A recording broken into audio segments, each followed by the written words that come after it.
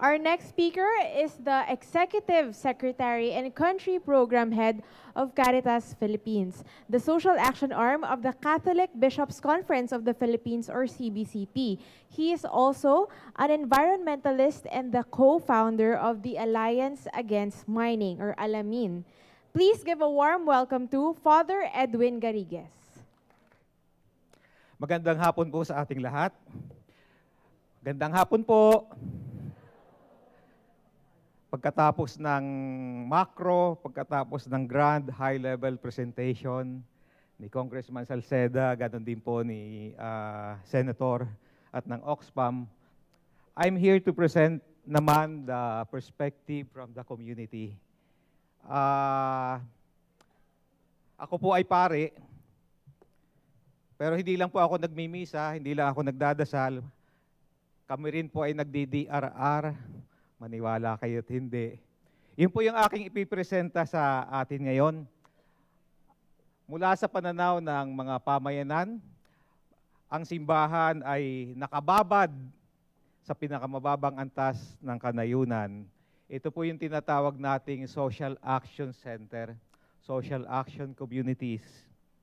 Marami po kaming volunteers dahil pagka dumarating ang disaster o di kaya ay kahit may mga political activities kagaya ng NAMPREL, ang natural at organic na partner natin lahat ay yung mga parokya, yung mga diocese. At sa bawat diocese, mayroon po tayong tinatawag na social action centers.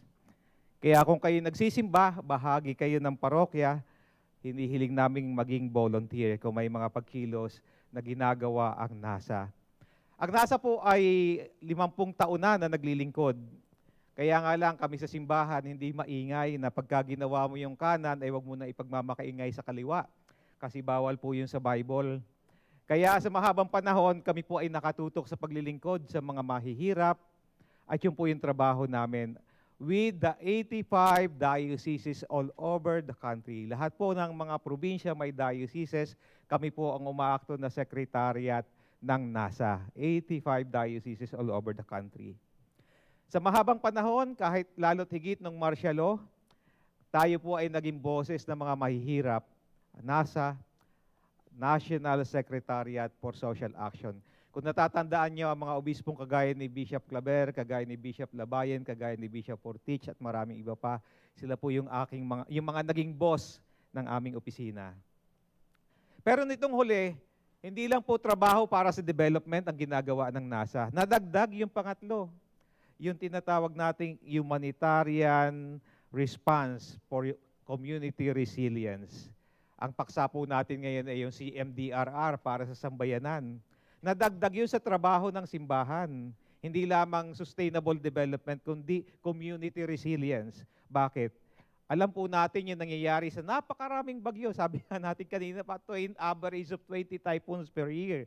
Ito po yung mga major typhoons na pinagtuunan ng pansin at tinulungan ng Caritas Confederation globally. Lahat po ng buong mundo mayroong Caritas. Ang CRS is Caritas USA. Ang CORD-Aid is Caritas Netherlands. Ang CAFOD is Caritas England and Wales. Ito po lahat, nakita natin ang bilyong-bilyong pera. Bilyon po yan kung kukwentahin. Kasama na dyan yung hayan na itinulong ng simbahan sa mga nasalanta. Kaya kung sinasabi ng mga manunulat kagaya ni, hindi ko nababanggitin, na walang ginagawa ang simbahan, ang totoo po, pwede nating ipakita ang figure. At mayroon po kaming accounting ng lahat ng yan. At tayo ay hindi tumitigil sa pagtulong, lalo tigit sa mga nasalanta, lalo tigit ang nangyari na nga po yung Yolanda. Sa Yolanda, minobilize, inactivate po natin yung ating mga social action centers. Siyam na lalawigan. Siyempre, pangunahin ng gobyerno, kami po ay tagatulong din lamang. We complement the efforts of the government. 9 provinces, 50 municipalities, 166 communities. So, yan po sa mga parokya, sa mga dioceses, sa mga BEC. Sa loob ng 3 taon, ito po yung aming naging trabaho. Katatapos lang po namin magsara ng programa ng pagtulong sa mga nasalanta sa hayan. At ito po yung kabuuang pera na hinawakan namin, umaabot ng 1.4 billion pesos sa 3 taong operation po ng NASA Caritas Philippines. Kaya inuulit ko po ulit, yung mga nagsasabing wala pong ginagawa at itinutulong ang simbahan, pwede ko pong bigyan ng kwentado kung mula sa 3 taon ang ginawa. Sa hayan pa lang po ito, hindi kasabi yung nauna pa. At bahagi ito ng panawagan natin sa localization. Hindi po ba yun na yung term ngayon? Kahit sa World Humanitarian Forum, etc., local capacity is one of the main assets to enhance and on which to build. Whenever possible, humanitarian organizations should strive to make it an integral part in emergency response. So hindi lang po gobyerno, kundi yung mga kapasidad ng ating mga pamayanan. At yun po sa bahagi ng simbahan, yun po yung ating gustong gawin at patuloy na ginagawa sa bahagi ng pagpapatibay ng ating pamayanan. Community, at tawag po namin dito ay Community Managed Disaster Risk Reduction and Management. Community Managed CMDRR. Community Managed DRR. At ito po ay tradisyon na ginagampanan namin lalo tigit sa bahagi ng paglilingkod ng NASA Caritas Philippines. Paano namin i-define ng CMDRR? Ito po yung definisyon. Pero hindi na tayo papasok dyan dahil limitado ito po ang ating panahon. Pero ang mahalaga siguro dahil kayo naman ay familiar na dito, hindi kayo dayuhan sa mga terminolohiya, siguro ang itatanong na lang natin, madalas kasi natin naririnig kahit sinabi kanina, anong pagkakaiba nito sa community-based DRR? Kasi ganun din po yun. Ganun din po yun. Kaya lang ang mas sigit na binibigyang diin ng community managed ay yun nga, hindi lang community-based, kundi community-managed. Sila mismo ang gumagalaw, sila mismo ang kumikilos, sila mismo ang namamahala. Ito po yung basic principles and philosophy. At hindi ko na rin po isa-isahin. At ito lang po yung medyo pagkakaiba. At sabi ko nga ang masigit na mahalaga lang tandaan dito, higit na binibigyan natin ng halaga yung partisipasyon at mismong pakikisangkot at mismong pamamahala ng komunidad lalo't higit sa pagpapatibay ng kanilang kalakasan at pagsasagawa ng anumang mga plano para sa kanilang pamayanan. So yun po ang sinisikap natin gawin sa approach na ito. At ito po ay ginawa namin bilang bahagi ng overarching strategy ng aming strategiya sa pagtugon sa Yolanda. So hindi lang po ito, tawag nga natin ay hardware, na magpatayo ka lang ng bahay, tapos na magpatayo ka lang ng toilet, magagandang toilet, tapos na magpatayo ka lang ng kung ano-anong mga dapat ipatayo, ng mga evacuation centers, etc. So may tinatawag po kaming software at hardware. Yung software, nandoon din po yung community organizing.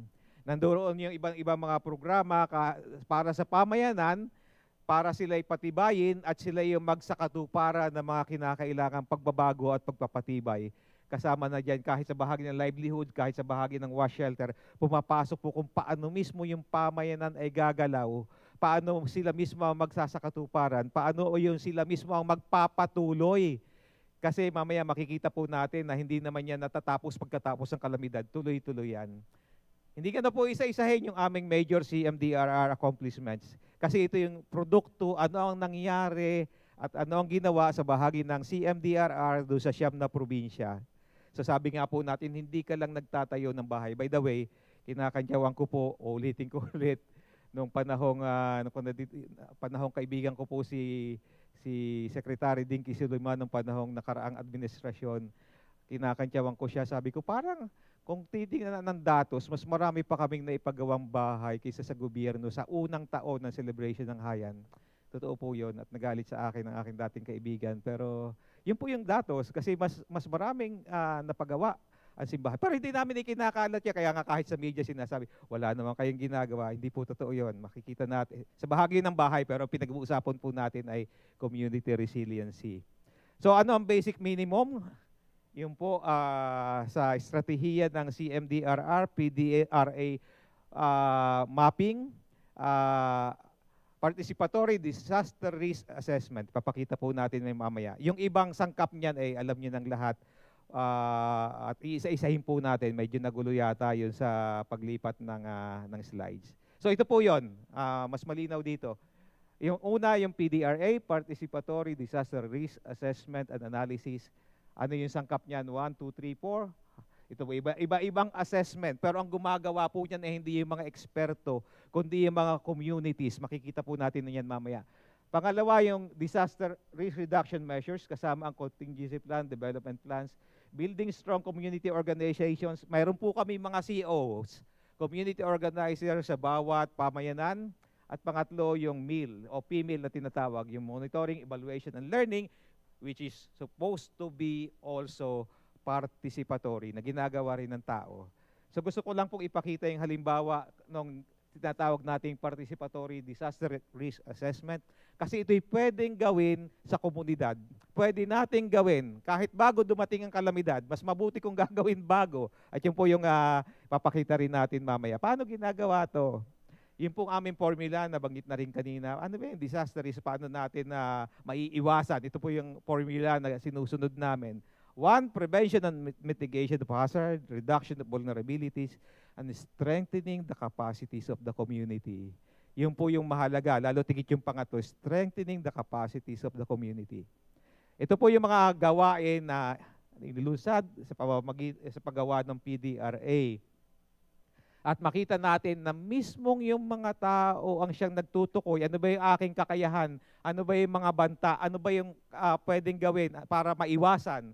So ito po'y pinoproseso lamang, tinutulungan ng facilitator, pero sila ang nag-identify, sila ang gumagawa, sila ang naglalatag ng mapa, at sila ang nagsisikap kung paano gagawin at isa sa katuparan ang mga plano hanggang sa antas ng barangay. Ito po hindi nga sa munisipyo, sa barangay po ito nagsisimula. Ganyan kalalaki yung mga mapa, buong komunidad. Kaya nga, yung sinasabi ni Senator Gordon, early warning, yung early warning nakalagay po dyan kung ano ba yung mga banta na nakikita nila sa kanilang pamayanan. Sila mismo ang nakakaalam at bawat isa dapat sangkot, barangay level. Sustainability, kinakailangan po yung i-adapt sa antas ng barangay at sa antas din ng munisipyo. Kaya madali na po sa gobyerno, tulong na malaki sa kanila kapag naghahanap ng barangay planning, kasama na din itong mapa na ito. At ganoon din sa paggawa ng mga plano sa munisipyo ay kasama na din ito kahit sa paggawa ng kanilang mga local DRRM plan. Isinasama na po natin, nagawa na kasi nakita na nila. Ngayon po, ito yung isang innovation sa ngayon at maraming hindi pa ito ginagawa. Dahil nakita namin ang daming mapa sa pamayanan, malalaki.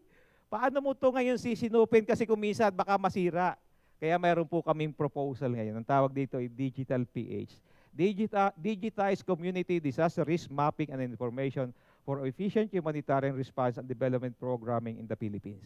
Ang pangarap namin, samahan niyo po kami sa aming pangarap, gawa ng mapa, lahat ng barangay sa Pilipinas. Anong hindi ordinaryong mapa? Yung PDRA map na-identify lahat ng risk. At hindi lang mapa, i-digitize mo. Ang una naming hakbangin ngayon, yung mga existing maps, ilagay sa digital form, i-digitize. So kung kayo po'y marurunong sa mga computer, kailangan ng tulong.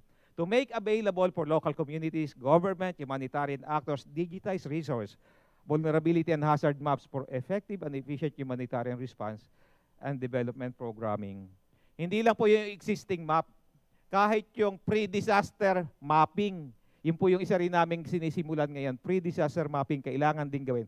Bago pa dumating ang kalamidad, may nakahandang mapa, nakita na ng komunidad na assess na nila. At ano yung mga kapakinabangan nito? Effective and efficient delivery of aid and services. Kahit ang gaganda ng mga truck ng Red Cross, kung wala kang datos, hindi mo mapupuntahan yan. Hindi magiging posible. Anong pangangailangan nila? Tubig pa. Ano? Kung wala kang initial needs assessment, mapping, hindi rin nila magagawa. Platform for planning and governance. Development agenda, contingency plan, CCA, DRR, policy making, legislation, fund, allocation, utilization, makikita mo rin anong kailangan ng mga barangay. Mechanism to increase collaboration, synchronization, and accountability. Saan ka pupunta? Sinong gagawa nito? Nakalatag po yan sa mapa kung hanggat maaari makikita natin bago pa man dumating ang kalamidad. Community empowerment and sustainability. Kamakailan po ito yung mga malalaking mapa na to, napili ng Humanitarian Innovation Funding bilang isa sa mga katanging inisyatiba na pwedeng ponduhan. Out of 70, isa po ang Pilipinas dito sa napiling 8. At pipili pa nga out of 8 ng 5 na kanilang pupunduhan. Pero ito'y isa na sa kikita magandang inobasyon. Kasi ito'y makakatulong ng malaki sa ating mga pamayanan. Kaya yun po sa bahagi ng Caritas Philippines, yun ang aming ginagawa. Sabi ko nga pwede ako magtapos dito pero mayroon pa akong issue na gustong talakayin kung may oras pa ako. Pwede pa bang magdagdag? O sige po. Ang isa pa pong mahalagang bagay na gusto naming puntiryahin, natutukan, ay kung paano ba yung CMDRR na ginagawa natin ay mauugnay doon sa long-term development. Sabi nga ng isang paborito kong trainer at mentor, as long as risk is not being reduced, achieving poverty reduction, social equity, improvement, and sustainable development may be seriously jeopardized. Kaya kailangan yung development at saka yung humanitarian response hindi magkahiwalay. Isa po yung sa mga advocacy namin ngayon. Dapat nagdudugtong yan, may continuum. At maya ngayon, disaster. Maya-maya, yung hiwalay na hiwalay at ang pondo nandirito sa humanitarian war, sa development, wala. Ang hirap kumuha ng pera sa development. Pero sa humanitarian, nandyan lahat. Dami-dami, sobra-sobra. Sa isang pag-aaral, ako po yung nag-aaral ngayon sa Development Academy of the Philippines. Meron kaming course sa mga diocesan social action workers. Pinakita, ito yung ginawa kasama ito sa project ko. Kung mayroong disconnect yung humanitarian at saka development response, may malaki tayong problema sa bahagi ng pag-establish ng community resiliency. Hindi ka na po ito tatalakayin dahil ito'y napakahaba. Kung gusto nyo makipagtalakayan, ay pwede po tayo magpatuloy pagkatapos ng ating panayam na ito. Kaya yun po, isang advocacy na amin din ginagawa, pagdugtungin. Ang ganda ng ito po sa bahagi ng Faith-Based Organization Conference, from delivering aid to ending need. Ito yung panawagan ng Faith-Based Organization, humanitarian action and development. Dapat may magkasabay na pagkilos. Walking the talk. Kamakailan po ay nilaunch namin ang isang project, ang tawag ay SearchDev, Sustaining Empowered and Resilient Communities Through Holistic Development. This is a program, this is an attempt to, in a way, integrate the humanitarian response and the long-term development programming. This is a pilot, this is a prototype program. And we are implementing this in 20 dioceses all over the country. The 3-year project would cost 2.7 million euros. More or less, we have the funding already. So, nilaunch na po namin ang project, I think, 3 weeks ago. So, yun lang po at sana kasabay din namin lagi kayo sa ating patuloy na pagkilos para sa mga mahihirap at masigit na vulnerable sa ating bansa. Maraming salamat po.